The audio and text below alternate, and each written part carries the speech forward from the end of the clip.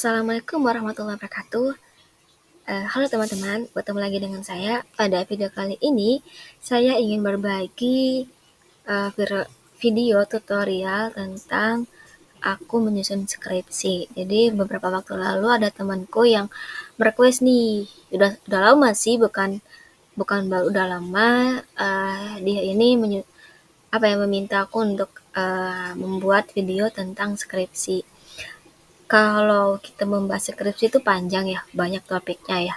Mulai dari judul, eh, metodenya, kuali atau kuanti, terus teknik pengumpulan datanya dan lain sebagainya itu kan banyak ya. Jadi akan banyak chapternya. Jadi aku merangkum beberapa videonya. Tapi nanti aku bagi 3 video secara garis besarnya, mulai dari persiapan awal, terus nanti yang kedua tentang penyusunan skripsinya, terus nanti yang ketiga adalah untuk bimbingannya, persiapannya apa aja. Gitu ya teman-teman. Oke, kita langsung aja pada videonya. Oke, kalau yang pertama ini adalah strategis menyusun skripsi. Di sini aku membuat tentang persiapan awal sebelum menulis skripsi.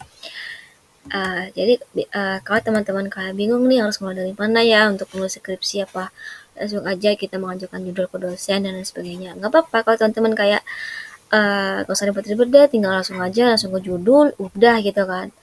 Di ACC enggaknya kan nanti tinggal direvisi gitu kan. Tapi kan agak gimana ya, kalau aku ya ini kan hanya berbagi pengalaman aja ya. Kalau aku dulu justru informasi aja, kalau aku dulu justru judul itu nggak aku ajukan di awal, justru aku judul itu diajukan setelah aku membuat proposalnya. Kayak aku udah mau membuat nih proposal, udah ada judulnya, pas mau maju sempro, sidang sempro. Jadi kan kalau aku dulu kan ada 2 sesi ya, sempro baru nanti uh, sidang skripsi finalnya gitu kan. Jadi pertama sempro itu dari bab 1 sampai bab 3. Nah, untuk memulainya itu aku mempersiapkan itu di tahun sebelumnya. Jadi semester 8 skripsi, semester 6 aku baru mempersiapkan. Jadi udah mempersiapkan dari awal.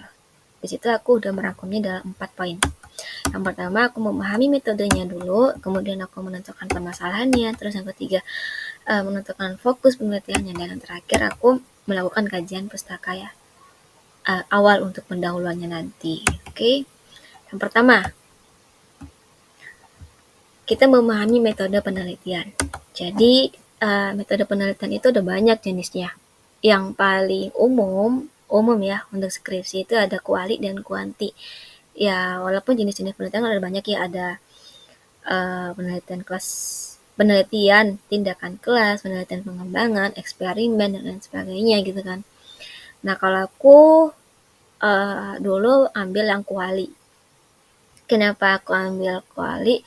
Aku nggak bisa bilang bahwa kuali dan kuanti itu adalah lebih gampangan mana, karena aku suka keduanya. Aku suka kuali dan aku suka kuanti. Jadi aku strategis aja ya teman-teman. Kayak kalau misalnya karena dulu aku nggak memadai ya laptopnya, aku juga nggak memadai untuk SPSS dan juga kayak pokoknya nggak memadai deh. Jadi ya udahlah aku ke kuali gitu.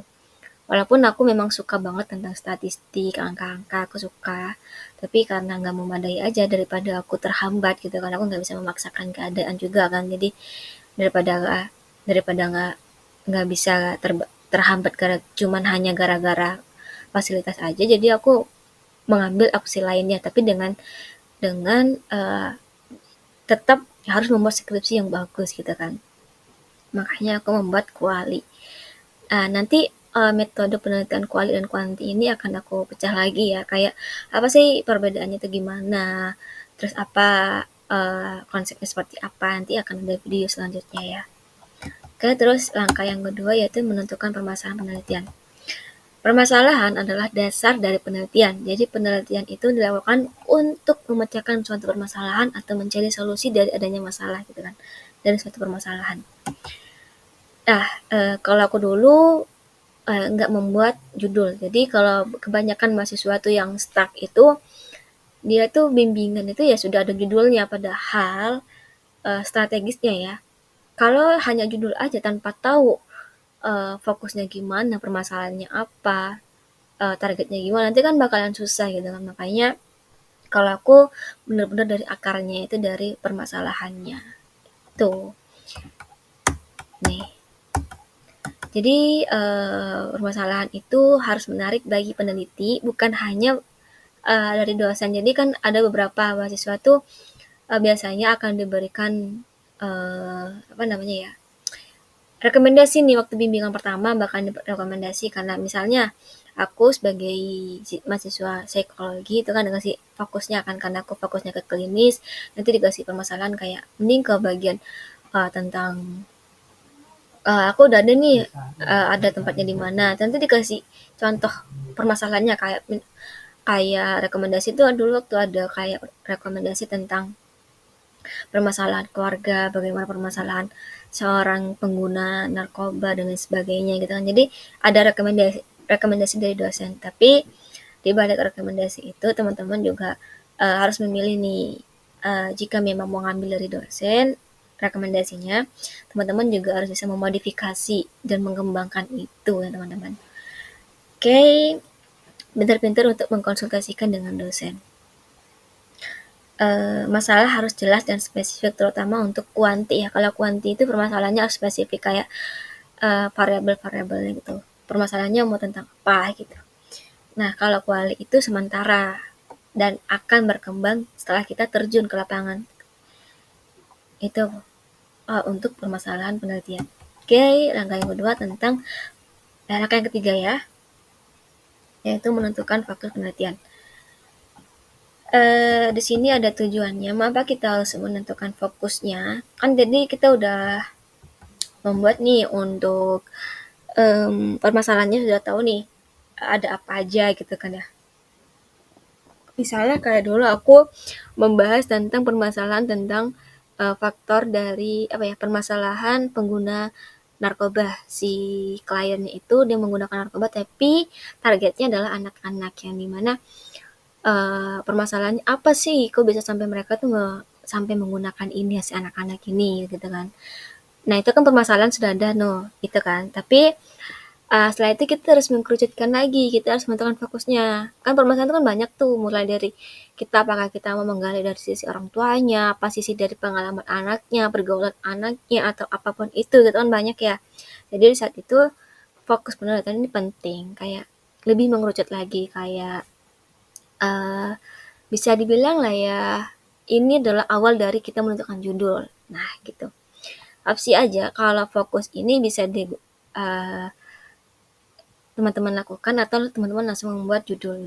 Misalnya kalau teman-teman sudah melakukan nih, ada permasalahannya, tiba-tiba teman-teman langsung kayak membuat judulnya, boleh, nggak apa-apa. Sudah ada langsung fokus di judul aja gitu, nggak apa-apa. Itu malah lebih bagus gitu kalau teman-teman bisa mengerti dengan cepat gitu. Kalau kuali itu ya, kalau dulu aku kuali itu kebetulan kalau dulu aku kualitatif itu kan di kita udah ada permasalahannya tentang ini, tentang si anak yang menggunakan narkoba aktif. Terus aku ingin fokusnya itu adalah dari sisi orang tuanya, bagaimana tentang dukungan dari orang tuanya dan lain sebagainya, dan fokusnya itu gimana gitu kan. Jadi aku harus menggali dari sisi apanya, itu adalah fokusnya. Nah baru dari situ kita bisa menentukan judulnya.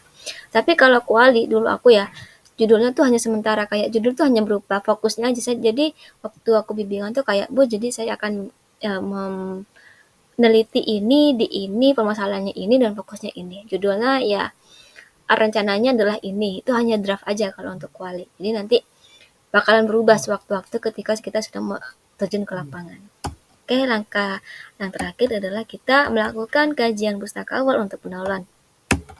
Menurut aku bagi yang kuali ini sangat penting. Kalau kuanti juga penting sih, sama-sama penting. Jadi kajian pustaka ini penting menurut aku ya. Dulu aku mencari beberapa sumber dari buku, jurnal dan lain sebagainya gitu kan. Jadi tujuannya itu untuk memperoleh pemahaman secara mendalam terkait permasalahan yang kita ambil, dan fokusnya tuh kita tuh kayak tahulah teorinya tuh kayak apa gitu kan. Terus kayak kalau dalam penelitian kuantitatif, teori ini digunakan untuk memperjelas permasalahannya. dan bisa digunakan untuk kita merumuskan hipotesisnya nanti. Terus kalau kuali itu lebih menekankan pada eksplorasi dan pemahaman mendalam tentang fenomena sosialnya. Jadi secara keseluruhan itu kajian pustaka itu dapat membantu memastikan nih bahwa penelitian kita tuh relevan, valid untuk diteliti. Jadi bukan hanya sekedar ingin meneliti tapi nggak ada teorinya gitu. Misalnya kita udah buat masalahnya nih bagus nih, terus judulnya juga sudah ada gitu kan bagus. Cuman kadang kita stuck di bagian ketika kita menulis ya, itu stuck di bagian kajian teori. Ketika kita cari referensi penelitian terdahulu itu kan sulit ya, kayak aduh karena ini kita terbaru kan, topiknya juga terbaru, teorinya juga terbaru, jadi kayak sulit banget untuk mencarikan referensi. Biasanya teman-teman banyak permasalahan di bagian ini ya, kajian pustaka yang stuck. Jadi teman-teman harus pintar-pintar mencari ini di awal. Kalau aku dulu ya. Jadi dulu kebetulan di BNN itu ada buku pedomannya. Di situ aku mengambil teori dari sana. Jadi belum ada penelitian terdahulu sama sekali yang mengambil teori yang dari aku itu, pedoman itu. Jadi di BNN itu ada pedoman tersendiri, aku mengambil dari sana, aku meminta izin dan alhamdulillah diizinkan oleh di sana untuk mengadopsi salah satu teorinya untuk dimasukkan di bagian skripsinya aku. Alhamdulillah dikasih dan ini menarik untuk dosen dan saat itu juga aku langsung di ACC. Jadi ketika aku udah matang nih ketika mempersiapkan sebelum bimbingan aku mempersiapkan judulnya apa ya permasalahannya, fokusnya, judulnya dan teorinya kayak saya akan menggunakan teori ini Bu gitu kan. Dengan rentetan awalnya tuh permasalahannya ini, tempatnya di mana, target respondennya seperti apa, fokusnya kemana dan lain sebagainya. Jadi lebih terarah gitu ya teman-teman. Kalau itu adalah pengalaman aku sebelum aku menulis, benar-benar menulis kepada skripsi. Jadi kalau udah tahu konsepnya seperti apa, nanti bakalan mudah ke belakangnya teman-teman untuk menyusun skripsi. Itu adalah pengalamanku. Oke, semoga bermanfaat. Teman-teman bisa men-skip video ini jika tidak bermanfaat, tapi kalau teman-teman bermanfaat, alhamdulillah. Ini adalah pengalamanku yang dimana ini benar-benar aku persiapkan di awal aku harus mulai dari mana nih untuk skripsi. Oke, segitu aja teman-teman dari saya. Semoga bermanfaat dan sampai ketemu lagi di video selanjutnya. See you.